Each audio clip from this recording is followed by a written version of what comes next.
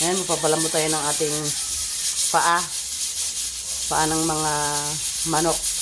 Sabaw pinirito ko, ayun. Binidyoan mo. Kaya namin ang ano. Ayan, patayin mo na. Matigas ang baboy. Glit. Kasi natin ako. Sana yun. Okay. Okay. 1, 2, 3, go.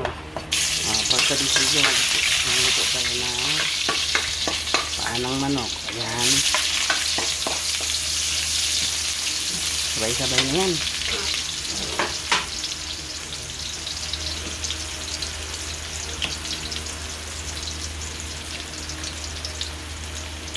Lalagay tayo ng konting alam mo na at konting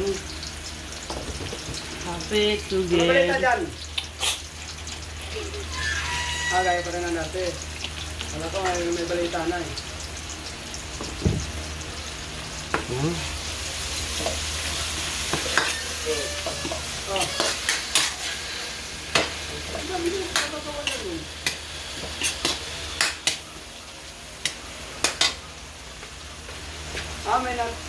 May natulog pa rin. Ano ba Hindi yun? mo konting paminta. Bakal ba nilagay nila? Ayan. Kita nyo naga Ahoy. magisa na natin. Lalagay na natin. Kailangan hindi makita yung pagmumpa. Ayan ha. Ayan ha. Oo, sabihin mo, aksin na lang agad. Masya lang kukukas ka.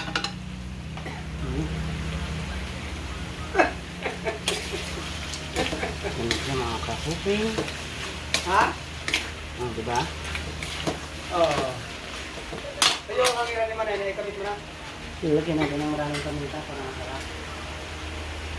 Isa, Ayan. hindi Sasalingan yung natin. pusit. Yung kay Jazz, sa sika.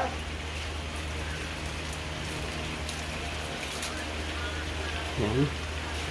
Oo, kasi ka mo, ano, habang nasa sika. Lalagay tayo ng suka ni Dato.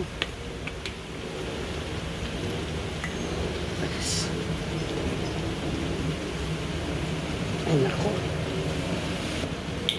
Suka ni Dato. Ano na ito pag maasim?